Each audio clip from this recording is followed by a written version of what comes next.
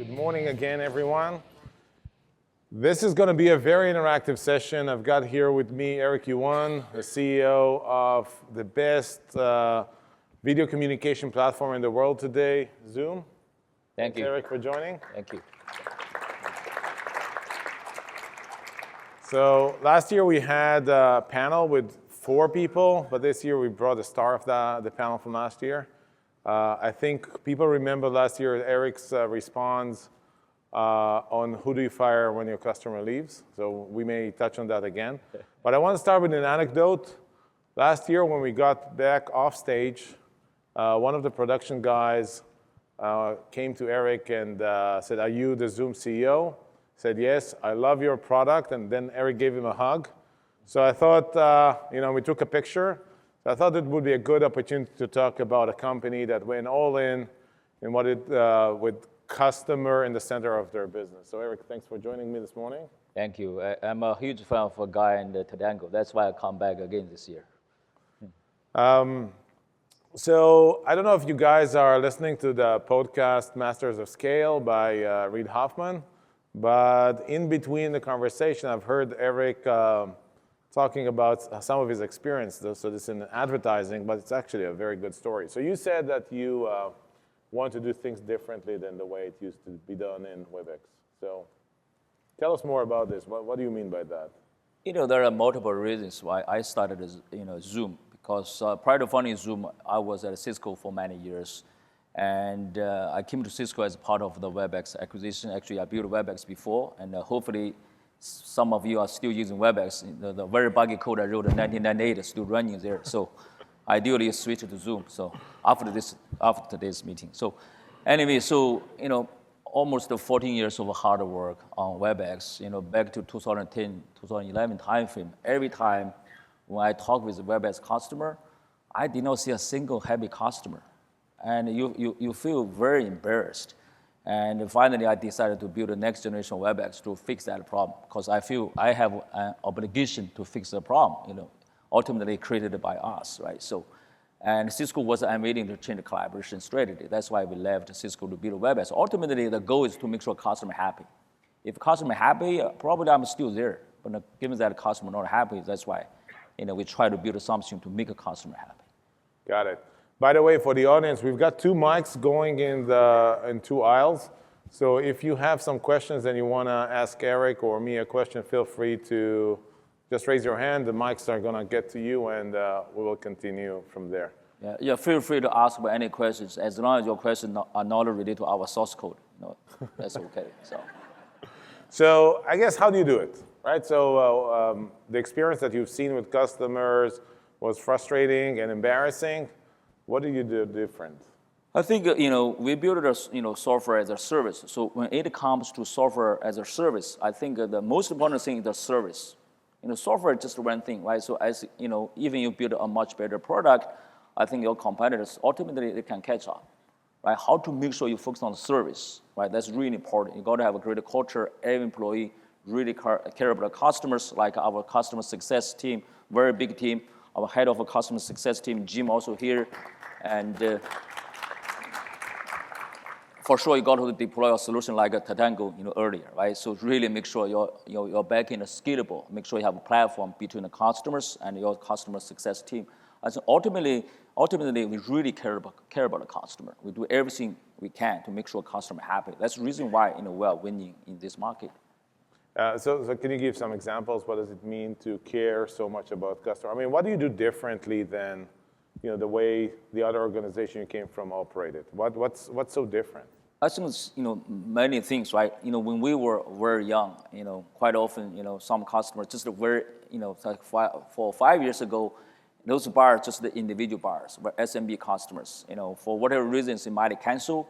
I'm already very busy. However, for every customer who canceled, I personally send them back an email, try to ask why is that, right? Really understand the root cause, and also probably give them a VIP access, build a relationship. And later on, when we have more and more enterprise customers, and we told the customers, no matter which solution you are using today, please do not pay for Zoom service until you feel very comfortable. I'll give them like 6 months or 9 months, and until they feel very comfortable, they say yes. this solution is much better. When it comes to price, we tell them, no matter which solution you are using today, no matter how much you paid, we always can save the money. The customer say, wow, this is great. Your service is better. Your price also is better. We do everything we can to make sure customers really trust us. So this is like a very customer-centric Yes. point of view. So what were some, why didn't it work in large organizations that came from a different generation? What's the gap there? Where is it breaking in this idea? Because I would assume that every company wants to have their customers happy, but they're unable to implement that. So what's breaking? I think normally, like big companies, specifically like a public company, they have a pressure every quarter, right? This is kind of more like a sales-driven or revenue-driven, right? However, we are, private company, we took a different approach. You see, we do not focus on like revenue or a quota. We really focus on customer experience, like an NPS score. That's the number one metrics we measure. We do not measure like, hey, your total revenue, I think growth rate. That's very important, but number two, number three. Number one is just the customer experience. We really think that's sustainable, right? Forever, if a bigger companies, right, always focus on the sales, always focus on quota. I just don't think that's sustainable. So you're saying long-term metrics versus the short-term metrics Absolutely. Yes. Is a big difference in the way in which you deliver customer success. That's true. We had a talk like that, I think in 2015. It was back then the CMO of Slack that talked exactly about that. You can look it up on YouTube. I think it's a very good talk that talks about what are the long-term metrics versus the short-term metrics. So that's a very good point. Do we have any questions in the audience? Anything? I think everyone is scared of you, Eric. We'll give you free access. No need to scare us. So. All right, so we'll carry on. So what do you guys do, right? How do you innovate in customer experiences? What's what's coming? Tell us a little bit about the journey, right? What were the learnings from this vision to become customer-focused, customer-centric, what we call EDC?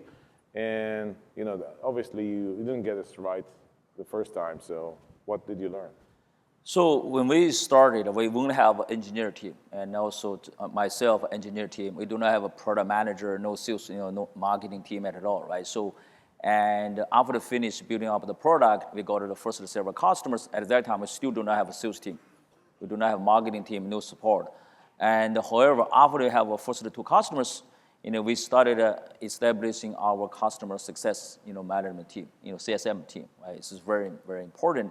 Of course, really care about the customer experience, focus on onboarding experience, focus on the, the adoption, all those kind of things, and how to scale the business. That's why at that time, very early on, we really think that's very necessary. You have a great scalable platform. And that's why we were looking for a platform.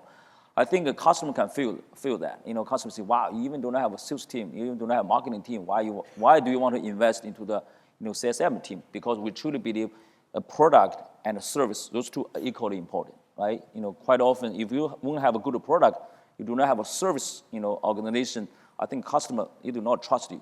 And very often they have problems.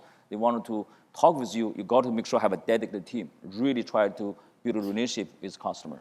Yeah, that reminds me, we talked about this at dinner, I think last night, the restaurant example. If you have great food and horrible service, the experience is bad. If you have good food and good service, it's an experience you wanna repeat. So I think it's a very good point. Yeah, sometimes you have good service, you have terrible food. It's okay too, actually.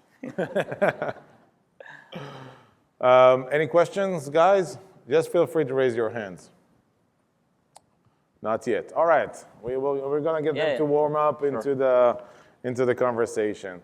So you're saying service is important, but you obviously invest a lot in the product and the user experience of the product. So how do you prioritize? There's a lot that you can accomplish. I'm sure that WebEx still has more features than Zoom. So what do you guys? No, that's not true. We have more features than WebEx. So. All right, so maybe that's the strategy, more features. Ultimately, it got to understand the theme, right? So, for our team, our product team, engineer team, our theme is to simplify, to make sure everything, very simple. Like quite often you start a meeting, join a meeting, or share the screen or start a video, make sure it's one click rather than 2 clicks or 3 clicks, right? Make sure the 3 seconds you can get into the meeting rather than 5 seconds. So that's our theme. And all of our engineers, plus the UI designers, we all understand that. when it comes to any new features, we always ask, why do we need this feature? What's the benefit, for most of the customers? We don't want to add those features just for one or two customers. And plus, every time when we talk about UI design, we always challenge, ourselves. Do we really need to have two parties? Do we really need to have three UI elements? How to make it simple? I think that's a philosophy we have. That's why, for any features, we do have a, very good, feedback ecosystem with customers. Before we release, we always. So how do you do that? Talk more about that. So for any important thing, features normally requested by our customers. Customers, already, told us what kind of features they need. And we also have a system, right? We know what kind of customers in the beta. And before we release to most of the, to the production, we give the, beta product to our customer to do the test. And how do you decide to graduate from beta to production? I mean, do you roll back betas if they're not successful? Yeah, sometimes for sure we eat our own dog food, right? We use our service every day until our employee very happy, all those beta customers, they feel very comfortable, then we can roll out. And how do you know they're happy? We do not have any tickets, and sometimes we proactively, call customer, hey, we just announced this iOS screen sharing. How do you like it? If you talk with 5 or 10 customers, they all like that, that's a good sign. Got it. Yeah. Can we run the mic here on this aisle? Here. So you were saying that you listen to customers for the features that you would like to adopt in your, in your product. So you listen to customer feedback, you give beta. So how do you prioritize the feature requests that you get? Because customers will ask for many, many things, and obviously your resources are limited. So. Yeah. First, thank you for your first question. If you don't have a Zoom account, I'll give you a VIP account after this. Thank you. And yes, priority is I would say it's very different. Everybody is different. From our perspective, we always look at those features can make the product, I would say the easier. That's the number one priority, because every day there are so many feature requests. Normally, some features like probably revenue driven, and however, we really focus on those features can benefit most of customers, how to make the product very simple, ease of use, and quality. Always have a top priority. Yeah. And how do you dispute arguments, which I'm sure not everyone is thinking in the same fashion, and some people think it's going to be good for ease of use and revenue, and some people think that it's different. How do you balance this out? We try to avoid that problem. That's why we want to make sure everybody on the same page in terms of what's the philosophy behind the priority. They all understand the simplicity, ease of use, the features, I think, more important than revenue. So that's why it's make sure the feature can really benefit 90% of the customers. See, like 3 seconds to join the meeting. If you have a feature, reduced down to the 2 seconds, for sure that's a number one priority. Eric, do you have any advice? So I'm sure that a lot of the people in the audience are saying, I wish my CEO was such a customer-centric and love our customers that well, and I'm here kind of fighting the battle within the organization for the customers. How many people feel that they're fighting the battle for the customers in their organization? A show of hands. Yeah, so I guess a lot of shy people and some people that... So anyway, there are people that are fighting this fight. Any kind of ideas of how to help them with strategies on, what to say, how to convince people with the importance of the customer-centric point of view? I think you got to start from your company, the culture and the value, right? So make sure when you hire the new employees, make sure you hire the right focus who can truly fit well to your company culture. In the case of Zoom, our culture is very simple: deliver happiness. So meaning we all deliver happiness to each other. Collectively we deliver happiness to customer, and the company value is care. They care about the community, customer, product, ourselves, and also the teammates. If we have that value, everybody knows that. We really need to focus on care about the customer, care about the other employees. Got it. If we have the same philosophy, I think much easier. And what happens when you hire? So I get this on the people that are joining in, but what would you kind of give advice to people that have people in the company for 10 years, 15 years, 20 years that need to adopt to this new model? Because you've built a new company because you couldn't make the changes within WebEx. What if let's say that you would have wanted to try to make the changes within WebEx. What could be potential things that you would have done? I think it's really hard to make a change over there, just to quit and join other startup companies. Like all the WebEx good people already left, right? So, and most of them are already here. I would say you got to look at your personal journey, right? If you work for a company, you feel like it's really hard to make an influence. It's just to make a change, right? In Silicon Valley, there's so many great companies, right? And why not join other great startup companies? Ultimately, I think the startup companies are driving the economy forward, not driven by those big companies. Got it. Although, right after us, we've got Lawrence talking about how they're taking a very large organization and making a change. But, of course, there's the other point of view of start a new business. Yep, over there. So I've got a question about your Voice of Customer program. How involved in that are you, and how often do you meet with your customers personally? I do not just turn off my cell phone. Otherwise, I can show you my calendar. I think every day I would say around 60 or 70% of the time I spend for now over the past 3 years with customers, either prospect or customers, or try to get some feedback or build a relationship, understand, show them a roadmap. I think every day 60% of the time. Another question there. Yeah, hi. You're encouraging behavior change with video from conference calls. I was wondering what your strategy is to encourage that behavior change to people who are resistant to it. I think, first of all, if your product works well, I think the people, they just turn on the video, they use it. And the reason why, quite often people say, oh, we do not like turn on the video. Actually, that's not the case, because other features, other product, just sucks, does not work. And it's really hard to use that. However, when we talk with our customers, first time they say, yeah, they sort of hesitate. But after they turn on the video, use it for a while, they feel like, wow, it just works. And that's why I think it's a natural experience. Plus, we do have some features, like you can touch up your appearance. We have virtual background. We also have those cool features as well. I think look at our usage. Most of our meetings video are turned on. So I think also look at the millennials, right? 1/3 of the workforce are millennials today. They all turn on the video. And if you have a phone call, they even do not take the call. They say, let's turn on the video.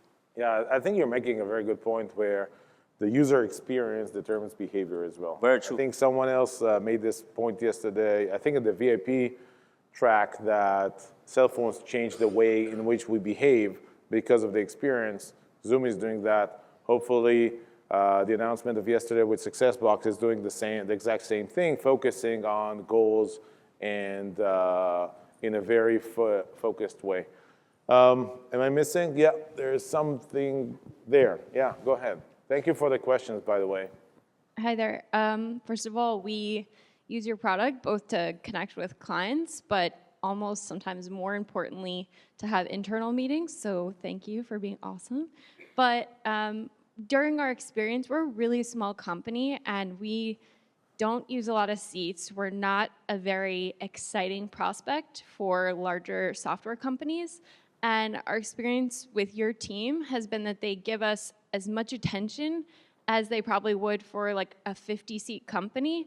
I'm wondering whether that's something that you push from a culture standpoint or whether you incentivize, because our we want to know how you approach smaller brands and still have your team give them such a great experience. So just before you answer, I just want to broaden up this question. So every company has this triangle where you have high value customers, volume customers, and every company has a different strategy to address that. So what's your strategy? So, quite often, when I talk with customers, I also talk with some individual buyers as well. From my perspective, is customer experience more important than talking with just a big enterprise customers? Ultimately, we truly believe, I think all those SMB customers, I think, they can grow to the next level, right? 5 years out, your company might have 2,000 employees. That's why I really focus on the customer experience, no matter the big ones and small ones. I think, ultimately, that's our culture. However, for sure, maybe there's some room for us to improve. And in the case of, your company, I would say, that's why we have a basic, the word, right? So all the features for free, one-to-one always free, right? For the group video conferencing, 40 minutes. And that's why some SMB customers, they see like a 50, person company, they only buy 5 Pro accounts. And the rest of 45 just use a basic account. Sometimes also give them free license as well. I think it's kind of mixed. The license really can help those SME customers to save the cost. How do you find the balance between, to make it sound very easy, how do you find the balance between you have employees to feed and you have a hungry sales force who wants to make big dollars? How do you balance? You make it sound very like a fairy tale story, but I'm sure we have revenue targets and stuff. So yes, you'll keep a customer happy, but you need to also drive revenues. Yeah, balance is very hard. However, actually, if we reach the quota, right? However, the customer not happy, that's one scenario. Another scenario is, customer very happy. However, you miss the quota. I still want to go to the latter one because it's more sustainable, right? And also, we really do not push the team very hard. Really get a new customers. We want our team focus on more on the existing customers, keep them happy, right? This is very important. Otherwise, big part of revenue-driven company is not sustainable. We build a relationship. That's why, I told our team, we just finalize our FY19, the company goal. I always share with the team, guys, if you miss the one quarter, that's okay. But the top priority is make sure the existing customer very happy. Don't always spend time to focus on getting the new customers. That's the second priority. Over there. Yes, Eric, along those lines, can you talk a little bit more about the relationship between the CS team and sales? Because I know a lot of companies struggle with that, where the CS team gets involved, when, and any lessons learned that can help people figure out how to do that better. Yep. So, look at it from a sales perspective. Sales team, they always wanted to assign some quota to a CSM team, right? Say, hey, you guys need to focus on upsell, focus on this. Our philosophy is no. Our CSM team, there's no quota.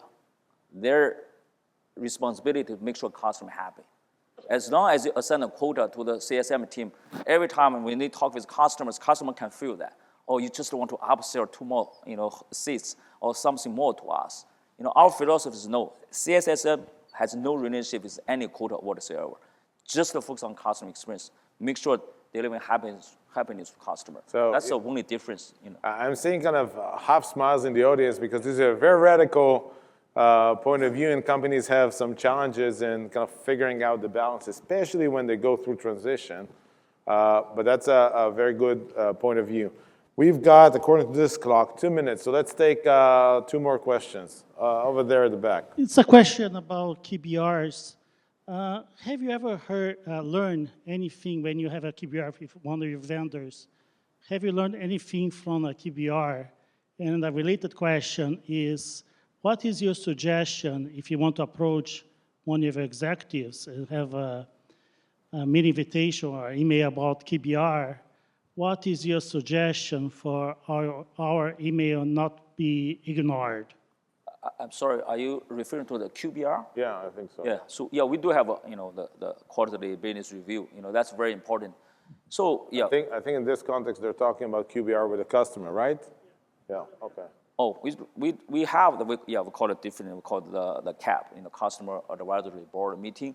And normally when we talk with the customer, we always focus on one thing: what's not working, and just only focus on that part. And tell us what's not working, either product side or maybe the bad experience or interaction or price, anything, just what's not working. Normally we do not talk about what's working. Focus on those what's not working and also try to get a root cause and then give a customer update in the next meeting. So that's kind of our the focus.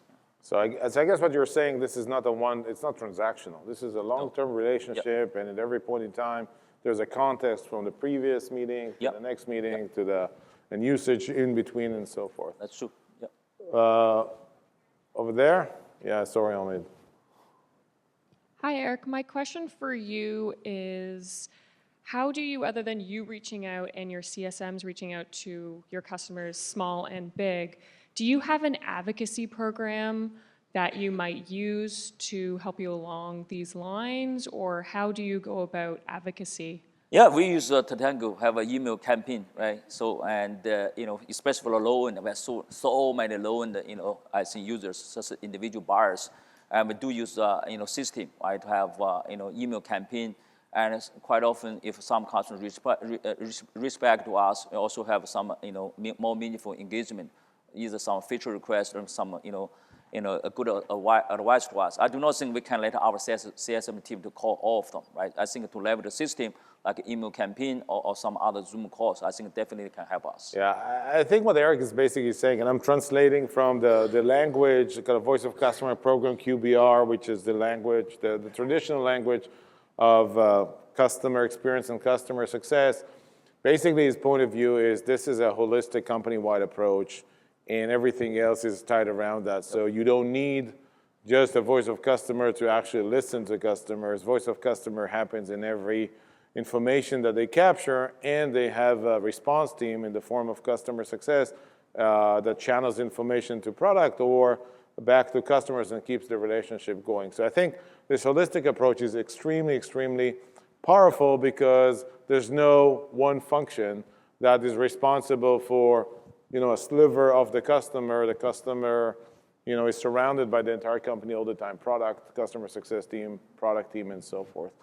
Omid, last question. Last question. I love your product. I enjoyed seeing it's growing. And when I talk with customers, well, also for them, Zoom is a preferred product, sort of sign of relief. So when you're growing so fast and signing customers, so myopically focused on customers, at some point you look at your ecosystem partnerships. How do you view the role of partners in furthering your business objectives? I think it really depends on what kinds of partners, right? One type of partner is the product side, right? Integration, like say with Salesforce, with Slack, right? It's really important from an end user perspective. That's very important, right? Because otherwise, the overall experience will not be the frictionless, right? We need to focus on that. However, another type of partner are more like strategic partners or resellers. We do not spend too much time on that. So we have our business model driven by direct. Right, focus on we have a direct sales team, focus on the build a direct relationship with our customers. For product side, I think we have a big team to focus on all the product integration. Overall, it's still around the customer experience. If a customer tell us, hey, we wanted to talk with our channel partners, then that's a different model. However, customers really want to build a direct relationship with us. That's why we focus on that. We do not have a lot of big resellers, partners. So. Great. Eric, thank you very much. As you can see, the audience is still thirsty. Eric is going to stay around for a little bit for the first break, so you can ask him questions. Thank you. Up for that. I owe you a big hug. Also owe you a hug, too. Thank you for using Zoom. And thank you very much, Eric. It was a pleasure.